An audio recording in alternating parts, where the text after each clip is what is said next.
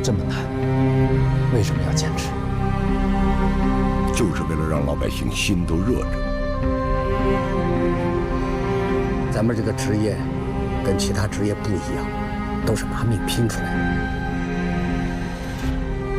我当警察为了什么？不就是为了能破案吗？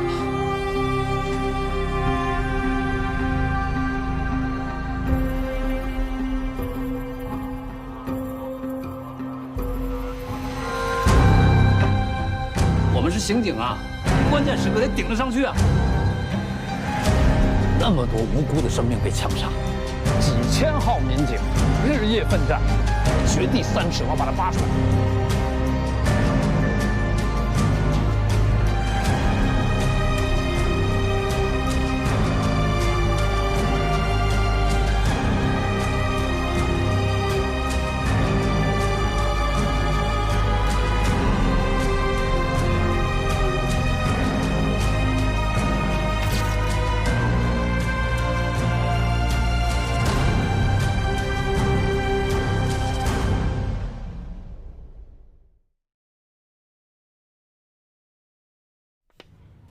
有什么特别的发现吗？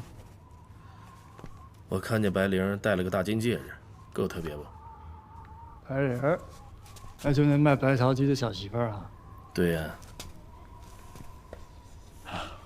我觉得还是得去现场看，去现场再看看。又一宿不睡啊？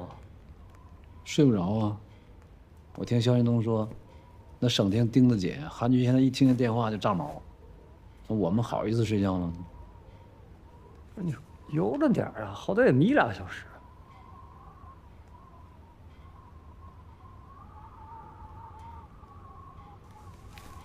我要睡你们睡，你干啥去啊？我去指挥部。那我们呢？你俩赶紧眯一会儿了啊！你慢点啊！哎，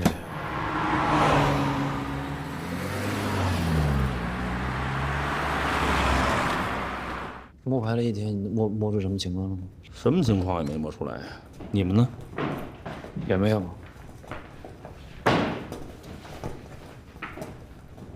有你参加会吗？我参加呀。嗯，我们能参加吗？你们俩接着通知没有？没有。那够呛。来，韩局。哦，戴局，川儿，哎，你们在这个，我们摸排了一天，啥时候汇报啊？有新情况？啊，暂时没有。那就明天再说吧，马上开会了啊。戴局，那个我能参加会吗？我们就听听，我们不说话。那个现在关键什么情况，我们也不太了解，下去摸底也不知道怎么摸呀。韩局，你说呢？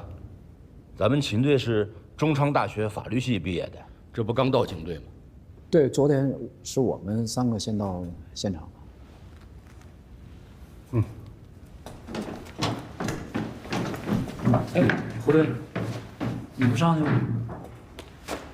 必须上。你先上。从案发到现在，现场勘查基本做完，已经向省厅做了汇报。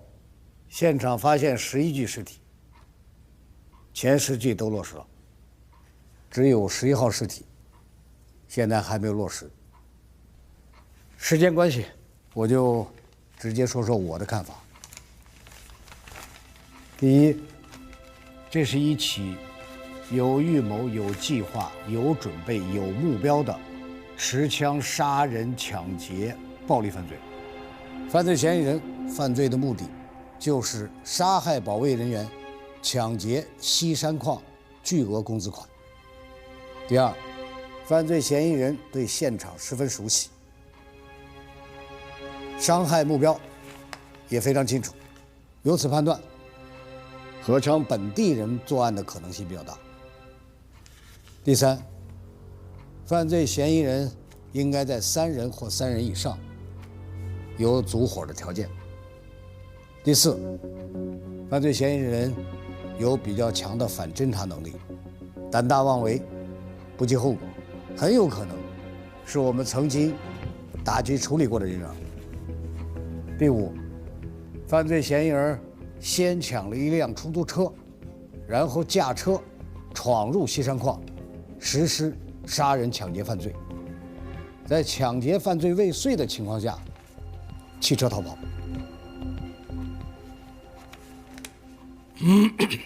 那个韩局说的都挺对啊，就是这伙人是不是被打击处理过？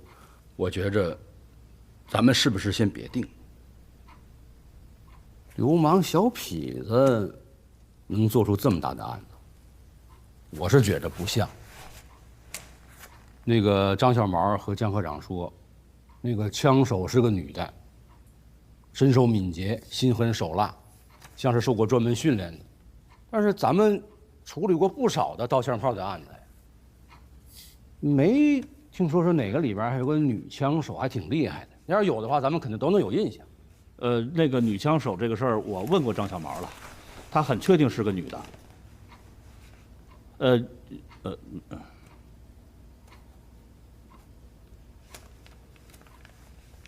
另外啊，这个是不是本地人作案？我觉着，咱们是不是也先不定？这个现在这个刀枪炮组织啊，已经不是原先那地痞流氓那么简单了。92年咱们专项集中打击了一回，老实了一些，但是现在这个团伙犯罪啊，更隐蔽、更狡猾。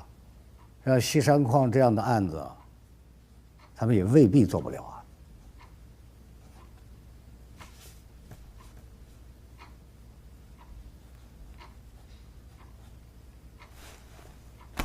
别说话，不说好了吗？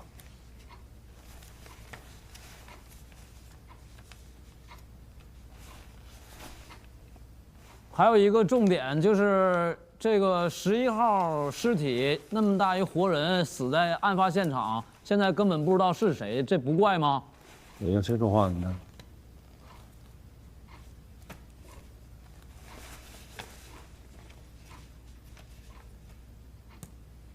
11号尸体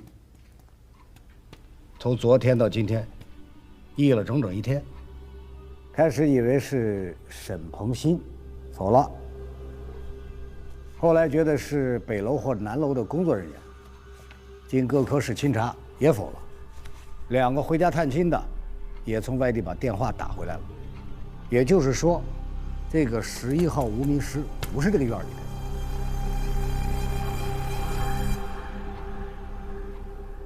那有没有这种可能，是来北楼保卫科找朋友或者熟人的呢？因为你们看，咱们从这个位置上看啊，他就是来找仓库值班室死在床上那俩人的。这可能吗？巧点了吧？人刚进门，屋里人还没起身，就被打死了。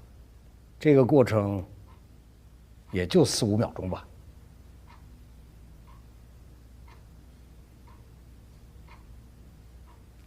有些事儿只要有1%的可能性，就没法完全排除。秦川啊，要不你就别说，你要说你就站起来，你好好说。对我觉得，就有些事儿要是只有1%的可能性，那也没办法排除。 你就说张小毛吧，在枪手补枪的情况下，那基本上不可能活，那后来不还是活下来了吗？还有，我觉得这段时间那个值班室里面没人值班，那也是个大漏洞，什么人都能进去，啊，死的人里面有孩子，还有无名尸，我就觉得那个无名尸是现在现场仅存的重要的线索，一定要作为重点，抓着不放。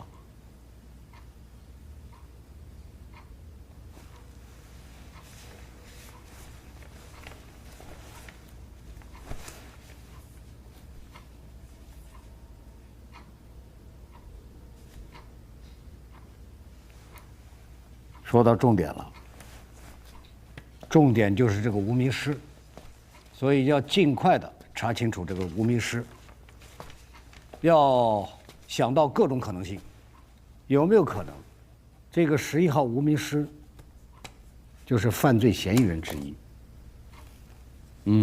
我同意韩局的分析，因为到现在啊，这个无名尸也没有人来认领。对，对，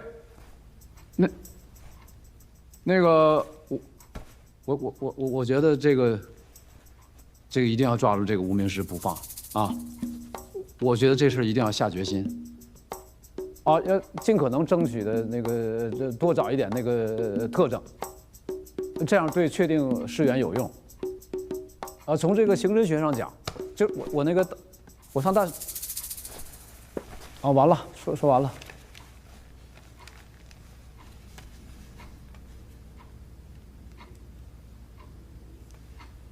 那好吧，既然下了决心，那就从明天开始全矿清查，鼓励大家积极收集线索，矿保卫科主办，西山分局组织人力予以协助。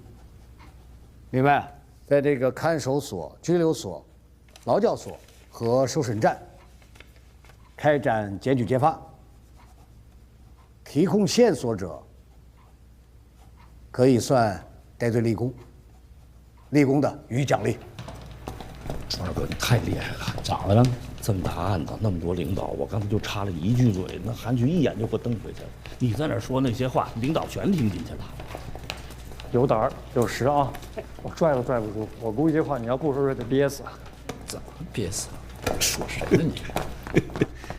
何昌1995年春节的热闹和祥和，被惨烈的西山矿大案给彻底打碎了。整座城关门闭户，空空荡荡，人心惶惶，没有一丝年味儿。全副武装的公安民警在大街小巷、交通要道上日夜巡逻，围堵清查，成了何昌人对这个春节的集体记忆。在这种恐怖又阴沉的氛围下，128大案案发已过1周，全市范围内摸排查工作进行了一轮又一轮，但案件的侦破依然没有实质进展。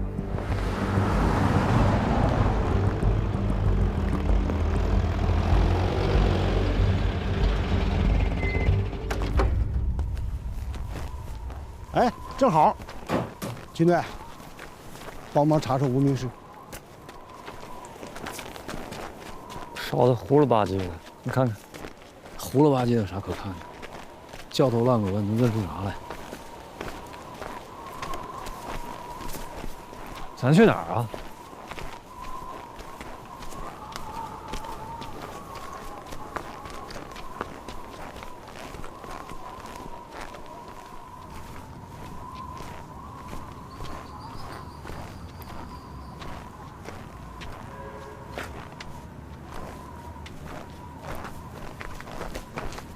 你是要查逃跑路线？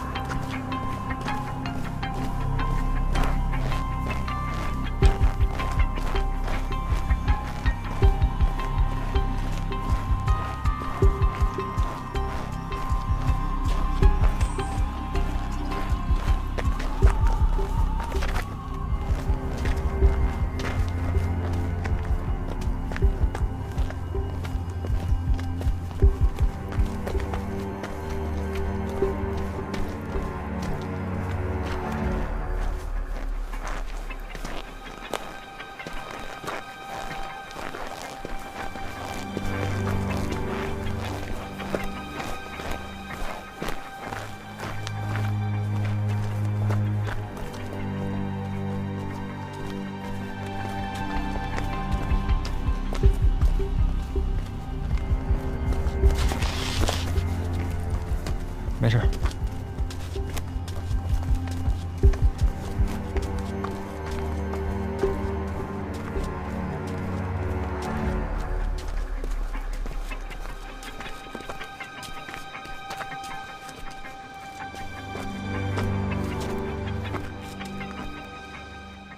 顺着这儿就能上大道了。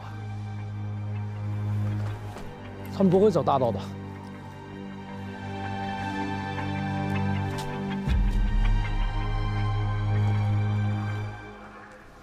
顺子，这铁门是？没错，当年高速。当年高索每天都是走这小门，顺着小道回来的。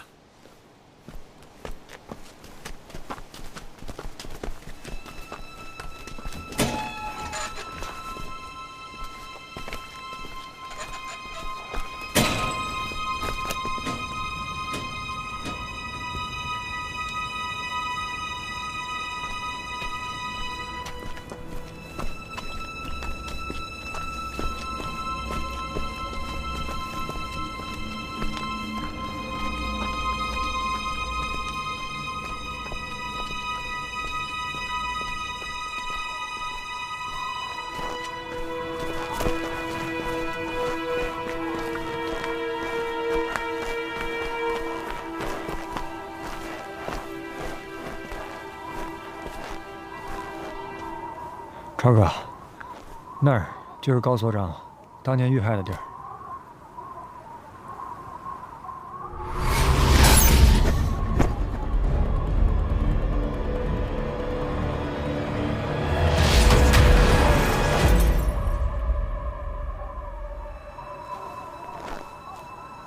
绳子啊，过这铁道，那面是9号家属区吗？没错。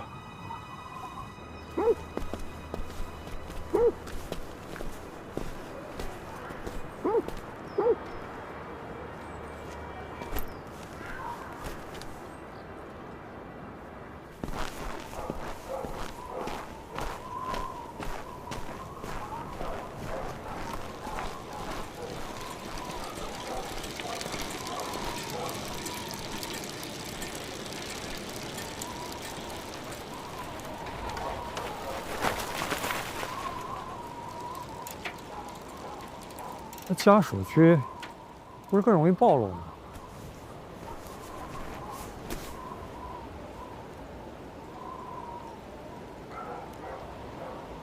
绳子，分头了解一下情况。你这边。哎。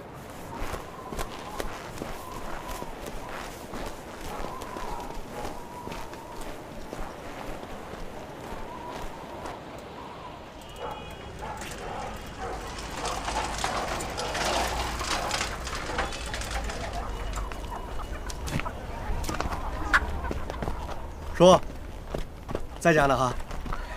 又来了，你看真是。哎，我婶儿呢？没在家呀？和老三跑亲戚去了。哎，你说你这又来问，不是来好几回了吗？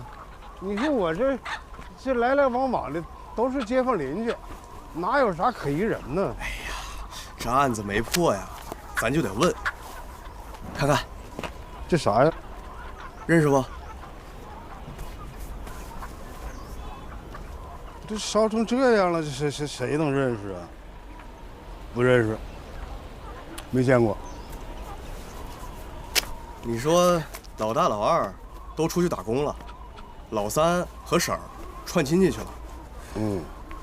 这有谁能证明一下吗？你说我家的事儿吧，你也不是头一回听说。我这3个儿子，没有一个有出息的，谁都不听我的，说走就走啊。哎呀，从来不跟家打招呼。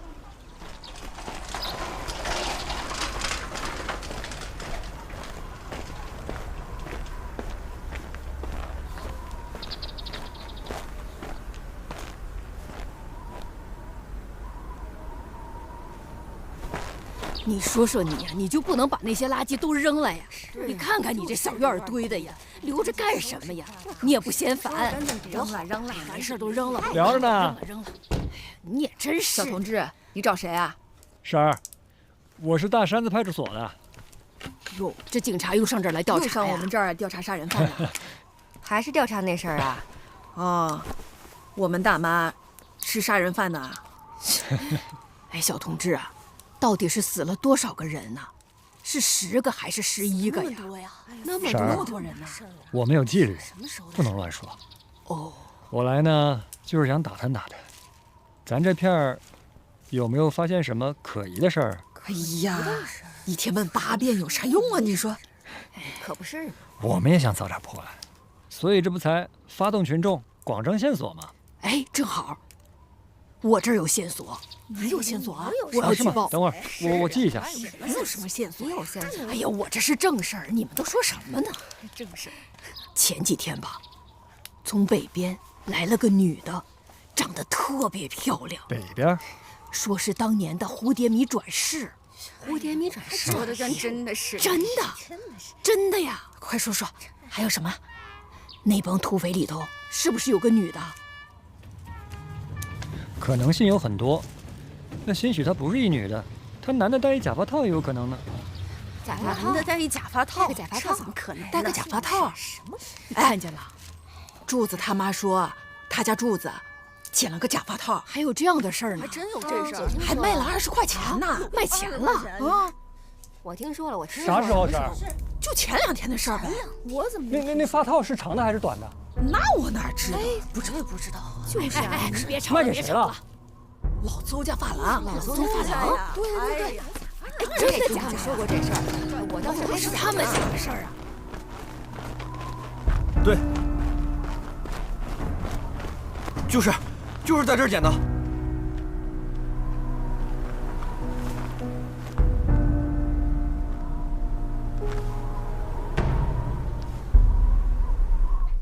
检测的结果，这个假发套的材质，跟在被犯罪嫌疑人遗弃的吉普车上发现的那个人造丝的材质，完全一致。假发套是在9号家属区道口那儿捡的，这个跟秦川推断的犯罪嫌疑人逃跑那个路线也是吻合的。换句话说，这个假发套就应该是犯罪嫌疑人扔的。枪手不是女的，枪手是男的，戴假发套了。哦，要是男的戴个假发，那个女枪手那个干扰因素咱就解除了，那就说明犯罪嫌疑人就应该是当地的。我觉得就是在9号家属区。哎，秦川，这破案不是猜谜啊？不是，我觉着秦川说的有道理。哪个点都对上了。这个假发套，我第一个就是那个怕人认出来，那就说明犯罪嫌疑人一定是当地人，整不好我看都得是熟人作案。2呢，它起到掩饰作用，比如说长头发可以挡挡这儿挡挡那儿，挡住咱们注意的点。然后第3个就是干扰咱们的视线，他把咱们往那个犯罪嫌疑人是女的那边引，扰乱咱们的侦捕方向。雷汉局，那我带人去查。那行，彻查9号家属区。散会。韩局，戴局，我还有一点想法，我想汇报一下。那你说，4年前，大山子所的那个高建设副所遇害案，跟这个128案有关联。4年前这案子跟这个128的案有联系吗？今天我跟生子我们俩叶茂生，我们俩从那个一路从西山矿出来，就模拟这个犯罪嫌疑人逃跑路线，经过那个选煤厂，然后穿过铁路到的这个9号家属区，从而找到了这个假发套。这条路线就是当年高建设所长经常回家走的一条路线，而且也是在那个选煤厂那个巷道里面遇害的。这个选煤厂很偏，外地人不知道，只有本地人知道，从而可以说明就是说是本地人有预谋的作案，这个抢枪。那今天这个西山矿抢劫这伙人，我们模拟逃跑的也是这条线，也走那个选煤厂那个巷道，然后穿过铁路到这个9号家属区。那我就在想，这应该不是巧合吧？那会不会是同一伙人呢？另外，当年那个高所遇害，枪丢了，现在这伙人抢劫西山矿用的也是枪，那有没有可能他们那个枪里面有那个高所的那把枪呢？哎，秦川，我听你说了这一大堆啊，我怎么觉得你还是猜谜呀？你这串案你不能这么个串法，我明白啊，你想破高建设这个案子，但是你不能把啥事儿都往高建设这个案子上扯，行不行？光凭你这张嘴叭叭叭叭叭就完事儿了？你哪拿出真凭实据来呀？不，什么叫叭叭叭叭叭叭叭呢？我在进行一种推断的可能性，懂吗？刑侦破案，没有任何线索的时候，我们就要发挥想象力，就要无中生有。不是我问你啊，高建设当年遇害案的那个案卷，你看了吗？我问你，到刑警队你刚来几天？你破过几个案子？我在派出所前就比你破案破得多。行了。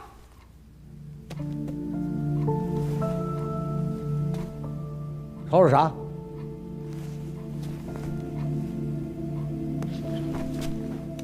秦川儿，我明白你的意思。这样，你去找老聂，测一下弹道，看128现场有没有高建设这把枪。如果有，我觉得这俩案子可以并；如果没有，就排除干扰，不要影响办案方向。好。散会。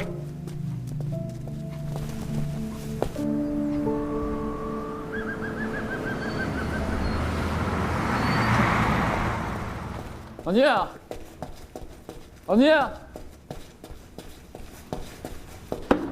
老聂，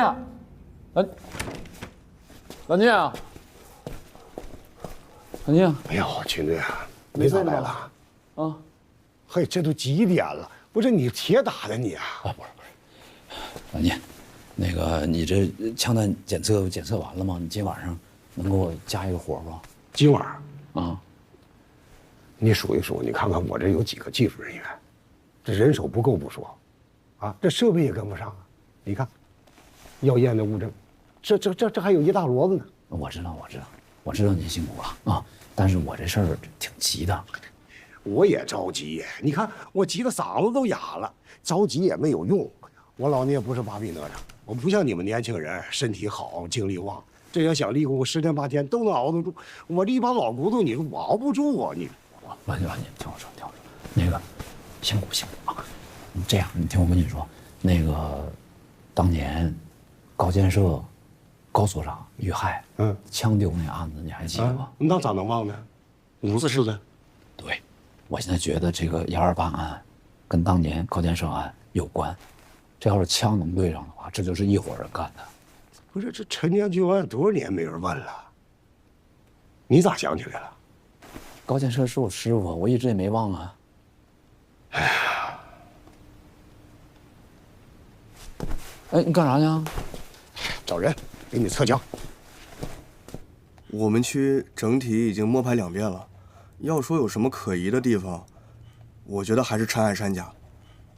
陈海山是个退休老工人，在新山矿当了一辈子掘金工。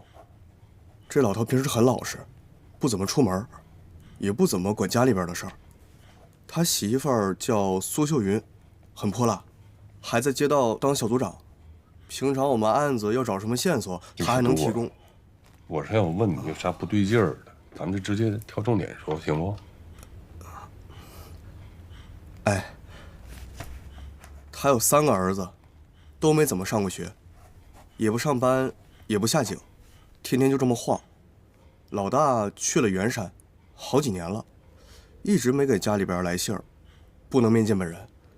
老二陈小秋去韩国打工了，也不能面见本人。老三陈小东，案发以后在家，初2和他妈一起去省城走亲戚去了。特别是这个老二陈小秋，以前爱打架，我们处理过，所以我想把这3兄弟作为嫌疑人提出来。你说咱们这一个碰头会吧，加上你们这3个，一下整都是10几个嫌疑人。那你说，他们这哥仨，啊，嫌疑有多大？我这3个儿子，没有一个有出息的，谁都不听我的，说走就走啊！哎呀，从来不跟家打招呼。那老二陈小秋去韩国打工这个事儿，有谁知道？谁能来给证明一下？你这街坊邻居都知道啊。我就是不放心。你说这陈小秋他上韩国打工，他为啥要去韩国？他又不懂韩国话，也没听说他有亲戚在那儿啊。要不请示领导，打听打听，看能不能调出境记录啥的。我觉得不能排除嫌疑。哎，你说，他们3个干过什么出格的事儿没有？还真没有，就是打过架。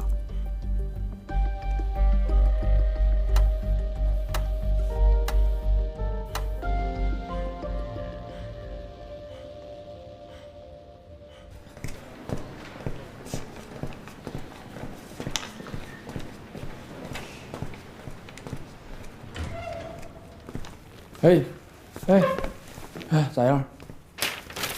经过对比，现场5次手枪的弹痕，不是高阶射的枪。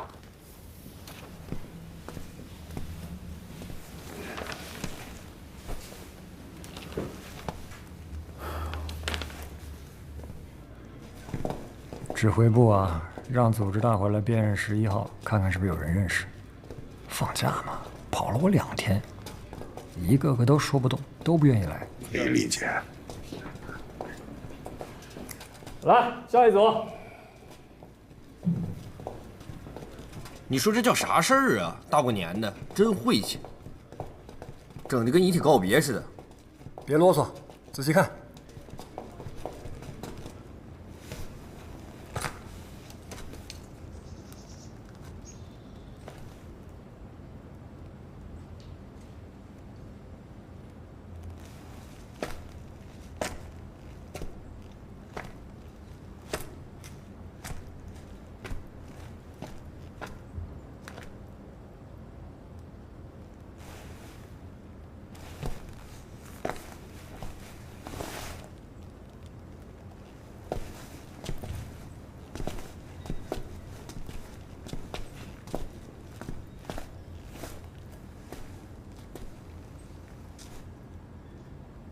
哎呦，韩局、戴局，叫啥呢？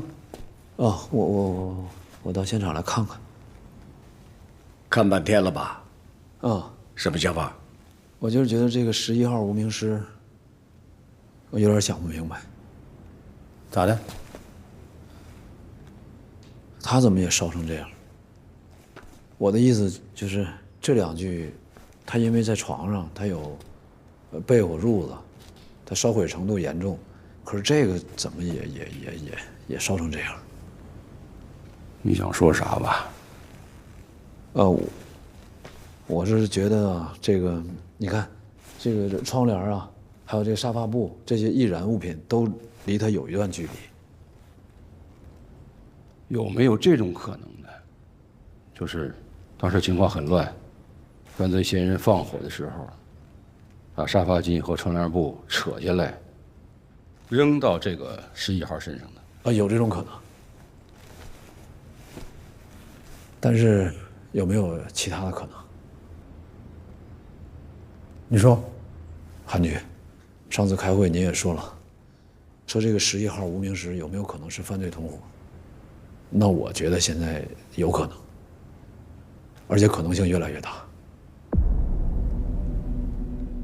如果说假设他是犯罪嫌疑人的同伙的话，那他就是留在现场的最大的物证，就应该从他身上去找线索。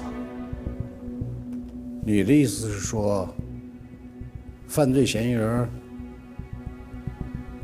故意毁尸灭迹？有这种可能？是，我是怀疑过。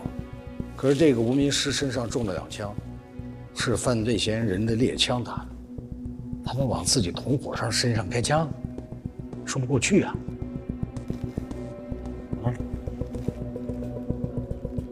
韩局，戴局，那个省厅专家组就要到了。哎呦我的妈呀，这救兵可算是来了啊！走。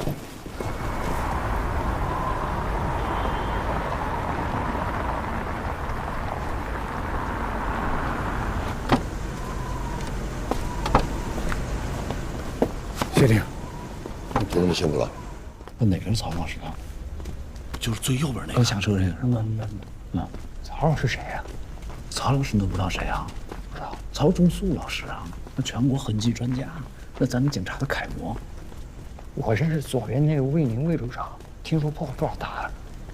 我告诉你，今天来这5个专家啊，都不是一般人。那谢霆是刑侦大拿啊，他旁边那个法医叫王德伦，是刑侦技术处的副处长，名气可大了。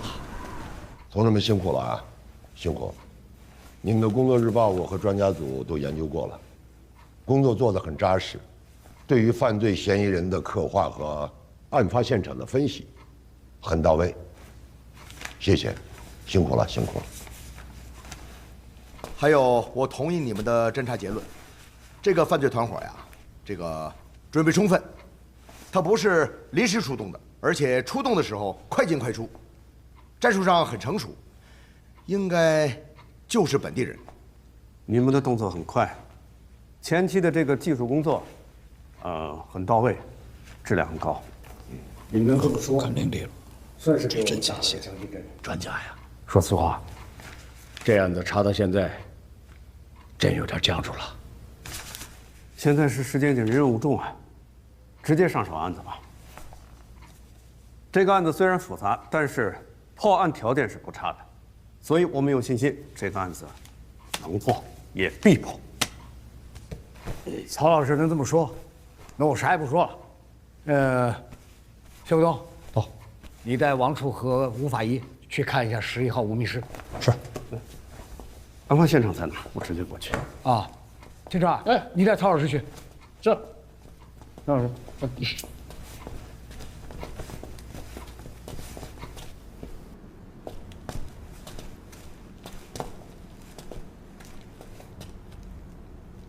行，带我去11号尸体的位置。哦，在那边。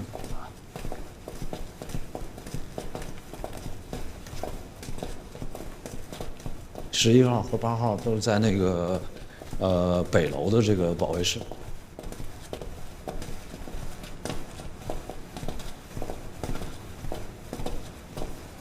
曹老师，这8号是保卫干事张元。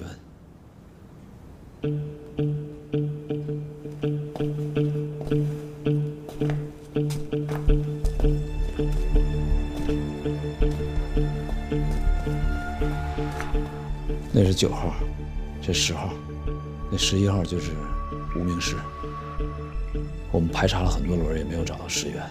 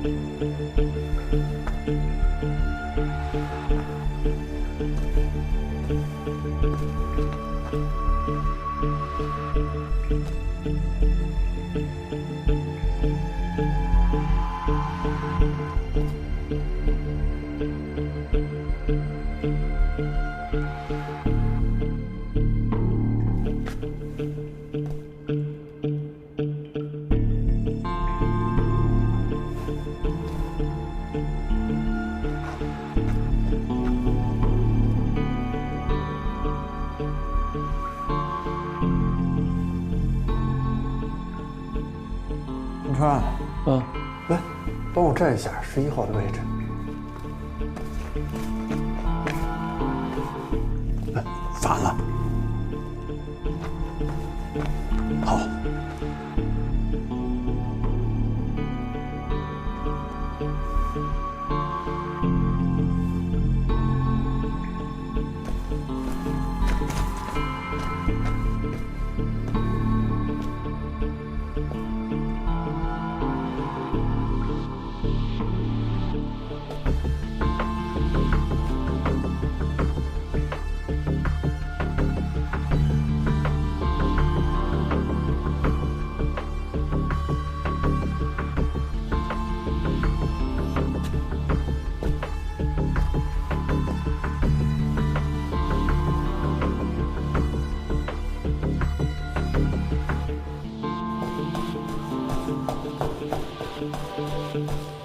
曹老师，曹老师，法医那边有重大发现，韩局，请您赶紧过去。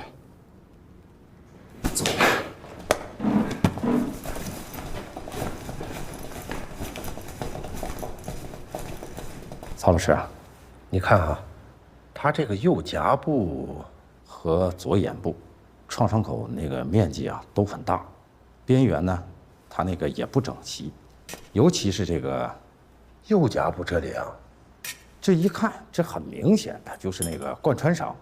您看啊，这是进弹孔，这是出弹。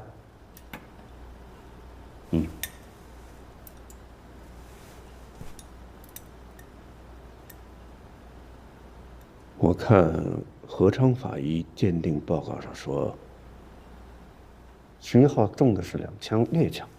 是的，这就是我们从这个11号尸体上取下的很多铅弹。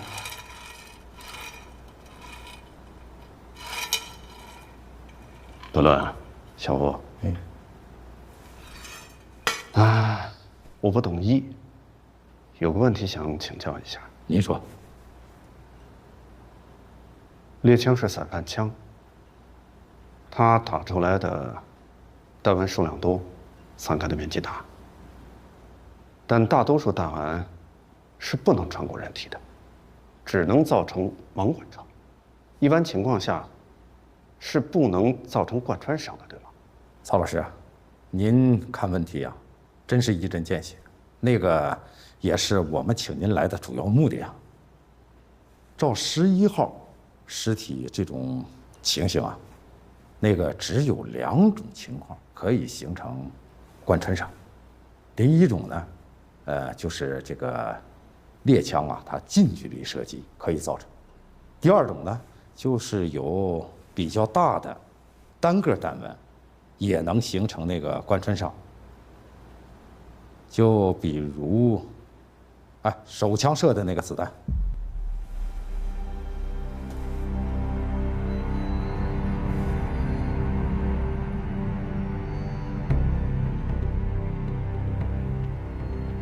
你说，一开始啊，我和小吴，我们见到这个创伤口的时候，也认为是猎枪造成的。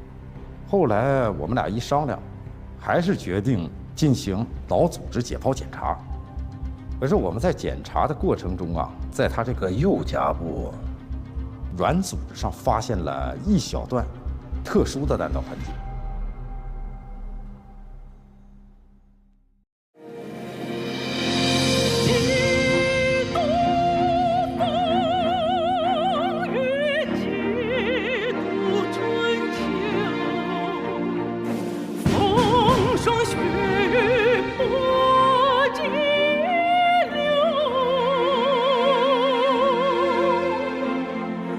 你